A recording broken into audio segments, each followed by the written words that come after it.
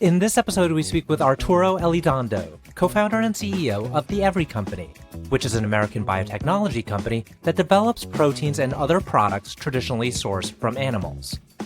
The company's versatile proteins are proven solutions for a variety of applications, from bars and beverages to bakery, alt meat, and novel foods and beverages that benefit from a protein boost. Arturo has led The Every Company as its co-founder and CEO for the last decade, from concept through commercialization. The company has raised over $200 million from notable investors. I'm your host, RJ Lumba. We hope you enjoy the show. If you like the episode, click to subscribe.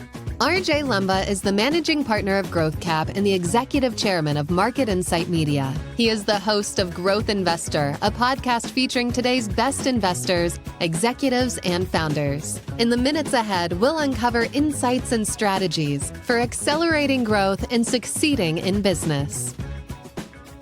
Arturo, thank you so much for taking the time to chat with us today. Yeah, thanks for having me, RJ. Excited to be here. Yeah, this is a very cool company that you started and a very cool topic. You know, this area of animal-free foods and ingredients, it has long been a trend. So delighted to kind of dig in on this topic. Why don't we start with where you started with the idea back in 2014? What compelled you to enter this space? You know, I grew up in Texas and I'm Mexican by heritage. And so like any good Texan, I had my barbecues every Sunday, and like any good Mexican, I had my 2 extra breakfasts every morning. And animal protein was a huge part of my life. And I never really thought about where my food came from until I made my way into government. That was my first love. And I went to DC and went to the US Department of Agriculture. And I was in the sub-agency that was responsible for overseeing and regulating basically every slaughterhouse in the country. And for the first time, I connected the dots between the food I was putting on my plate every day and where it was actually coming from. I had no idea that we slaughtered over 1 million animals every hour just in the US to feed less than 5% of the world population. It was really shocking for me to understand and appreciate just the scale at which we grow animals today and the impact that it has. And so it planted the seed for me. And I realized that ultimately there had to be a different way of producing animal protein at scale. I went to Geneva and I studied diplomacy and I focused my research on global food security. And that's when I learned about what animal agriculture, what the impact was when it came to the number one cause of extinction on Earth, the number one cause of deforestation in the world, and that it is the number one cause of emerging infectious diseases like COVID, like SARS, like MERS, like swine flu. And so realizing that if we can fix food and specifically fix the way that we make animal protein at scale, we can make a dent in some of the world's biggest problems. For me was this realization that there was no better way for me to spend my time on this earth than to focus on this problem. And that's how I was really inspired to then double down on finding solutions to do this. And then I realized that there were all these different technologies out there using plants, using cells, right? And fermentation, which is what we do. And I fell in love. Mm-hmm. Your solution, when compared to maybe some of the other popular brands out there, seems to be more scientific, perhaps more complicated to the novice, rather than, just saying, our products are derived from these plants. You take a different approach. Tell us about that. Yeah, well, ultimately, my big aha moment was understanding, look, plants, my senses are only going to get us so far because plant proteins are just different than animal proteins. You can't expect them to be the same and to function and taste in the exact same ways. And I knew, from my mom in Texas, my cousins in Mexico, perception is reality, oftentimes when it comes to food. And so if people perceive something to be inferior or be different, then oftentimes they can be closed off to it. And so I knew that if we could work with the same building blocks, in this case, produce real animal protein that has the amino acid profile, that has the digestibility, the functionality, the bite, the taste, then we would be able to reach a consumer base that is far greater than the people willing to tolerate alternatives, because ultimately what we do is we 3D print the same DNA sequence that code for any animal protein on the planet. We feed that to a yeast, and the yeast is able to print out the exact same protein. And the technology has been around for 40 years. So it's something that's already been used to make a lot of the vaccines, the drugs, and also life-saving medicine like insulin that used to come from pigs, and now it's all made using fermentation. For me, it just felt like, although it was deep tech and it would take longer to commercialize, that the potential of this was so massive. Mhm. And the tangible product, at least that I'm more familiar with, that your company produces is the egg white. Can you tell us about, is that the large majority of kind of what's driving your sales today? What are the other applications? Yeah, so we have a portfolio of egg proteins. We focus on egg proteins broadly and egg white proteins specifically. But when you think about an egg white, usually people think, oh, it's albumin, and it's one class, it's one protein. But in an egg, there are over 200 different proteins. In the egg white alone, there's over 100. And so we produce the different kinds of proteins that can yield essentially functionalities that are even better than what the chicken can make. And so the bulk of our sales come from the portfolio of egg proteins. We have some that focus more on egg white applications, like making macaroons and meringues and angel food cakes, but also, using them as a basis for egg replacement as well, for scrambles and frittatas. And then one of our other egg protein platforms is actually for beverages. And that's the one where we're currently selling more actively. Mhm. It's to make high protein drinks and food products, but without having to add any masking agents, any artificial sweeteners or chocolate, vanilla, or strawberry. Like the way that you normally would with protein drinks right now is that they're kind of gross for a lot of people, and they get clumpy, and they have all of these other ingredients. And so we work with companies like Pressed Juicery, for example, to make a high protein smoothie. We launched actually a protein boosted alcoholic drink with pulp culture, so it's a better for you booze essentially. And so that's where the bulk of our sales are coming from. Fascinating. So the large majority is selling directly to food product company or beverage companies. Do you do any direct selling? No, no, that's also something that we're really proud about, which is the B2B model is very clean. And for us, that's like how we can scale the fastest. Really, for me, is what is going to allow us to deliver on our mission and vision as quickly as possible. And for us, it's, why reinvent the wheel when we can tap into customers that touch billions of people every single day. And with the flip of one switch, we can access those consumers, those billions of consumers through one or two or three food companies. Mhm. I was interested on your take of the overall space. I remember when, Impossible Foods and Beyond Meat were highly prevalent in the press and raising a lot of money, and then they hit the shelves at Whole Foods. Now, like, the attention has seemed to wane a bit, but I was Mhm. curious to get your take on how the overall kind of landscape has evolved over the recent years. Yeah, it's tough to look at those companies as the proxy for the broader ecosystem because, again, they're using plants. There's a limitation to that. And they're B2C companies. I think ultimately what is really exciting is the advent of the deeper tech approaches, the products that fundamentally deliver across every dimension, right? The taste, the texture, the bite, the nutritional profile, and can be used in all the ways that animal proteins are currently used, but without any compromises. And that's what I'm really excited about because there are three big pillars, right? Using plants, using fermentation, and using cells. And only one of those has been meaningfully commercialized, which is plants. But fermentation and the cultivated technologies are just in their infancy right now. And so my sense is that we're very much at just the tip of the iceberg right now. Yeah, I've seen an episode on, one of the popular magazine shows about the manufactured meat, Yeah. grown in, do you find that that's going to be in still early stages for that, but do you find that that's going to be a big area? Yeah, so I do think that there's going to be a big area for everything, especially for hybrids, right? I think, again, we see these as individual pillars, but the combination of these technologies can also be really powerful. So, for example, We signed a partnership with Alpha Foods. They're one of the leading plant-based meat companies. And some of our proteins help improve the bite and the texture and really the consumer experience. And so when consumers are now biting into these products, and even some of the cultivated ones, right, they don't need to be entirely cell-based. You can add a little bit of it, and that can really make a big difference in terms of the consumer experience. And I think ultimately for us, the realization that for all of the companies that are working to change our food system is that we cannot forget that we have to deliver on the two things people care most about, which is taste and price. And if we Mhm. cannot deliver on those two things, then it's not a winning proposition. And I think right now the products in the market do not meet either one or two of the core tenets. And that's where ultimately these technologies will make a massive difference, I think, on both angles, but specifically on the taste and how do we get products to just be kick-ass and truly uncompromised. Mhm. One of the areas we typically touch on are investors, and you've raised quite a bit of money over the years. You have some notable investors. How has that process been? Was it easy? Was it challenging?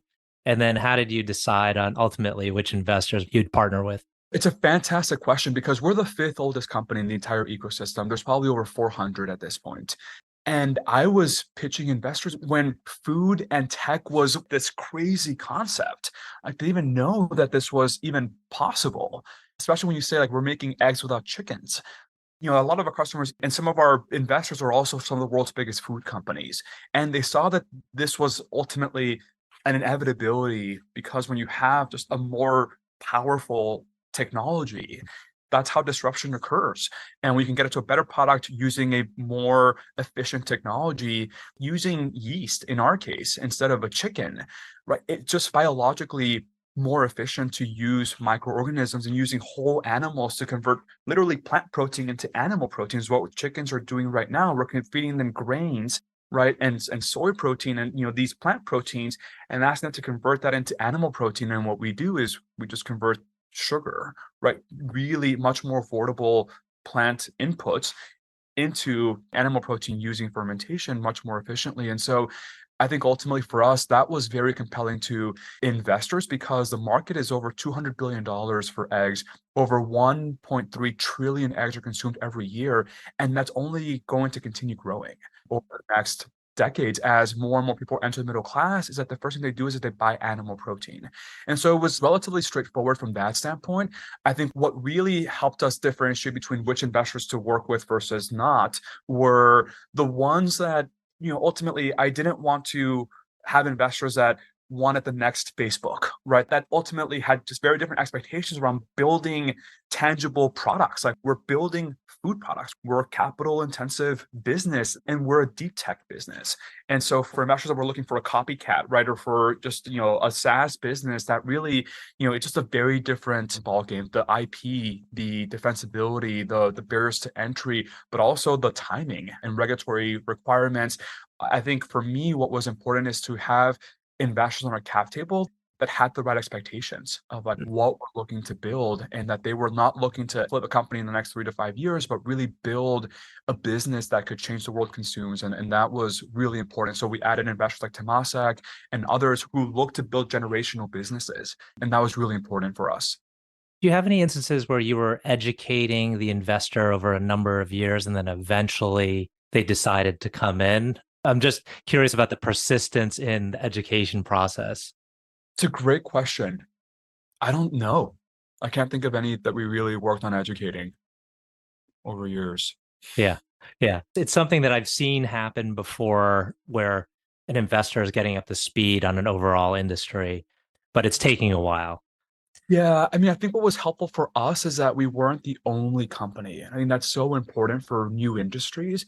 It's really difficult when you are the only company. And we were at that point in the beginning, but fortunately, we were raising less capital when we were a smaller company. I think now, yes, like there were investors that we had talked to. We didn't do the educating that we had talked to who were not ready at that time, but come the future round, they not only talk to us, but other companies in the ecosystem, and were able to build their thesis around the industry and then look back and said, okay, well, you all are within the ecosystem are doing something really special and Mhm. different. And so we want to back you. We've seen that, but it was nice that we didn't have to be the ones doing all of the educating. We had other companies essentially doing it through their own fundraising processes. Mhm. There's probably an obvious answer to this, but why did you decide to name the company or change the name of the company to Every? So we used to be called Clara Foods, and Clara means egg white in Spanish. And it was also a name that I felt would be very palatable for consumers, especially when we're working with deep tech. How do we translate that to the end consumer when it comes to food? However, as we built the technology and the platform, we began to appreciate that this wasn't just an egg white company. We were a protein platform, and we've made over 50 different kinds of animal proteins, including other avian proteins and mammalian proteins that all have really unique applications and functionalities. And so we wanted to have a brand that could speak to the platform, that could talk about, for example, these high protein smoothies, right? These protein boosted alcoholic drinks and future products that in some ways bear no semblance to the egg, that go into completely new markets, new form factors. Wanted a name and a brand that could support the entire platform. Mhm. Just curious, is there taste to the protein? Not to the one that I just mentioned. So the one for beverages, the reason why you can use it in beverages is because it has virtually no taste. Depending on the concentration, if you add a lot of protein, you start getting a flavor to it, but it's quite magical. So if you're ever in the Bay Area, drop me a line. I'm happy to host you at our lab so you can taste our proteins. Excellent. I'll start putting it in my wine. So tell me about your entrepreneurial journey. What's been the most challenging part? The most challenging part of the journey for me has been, quite honestly, like believing in myself and like really trusting my gut, trusting my instincts, and trusting myself. I started the company when I was 22. I studied government.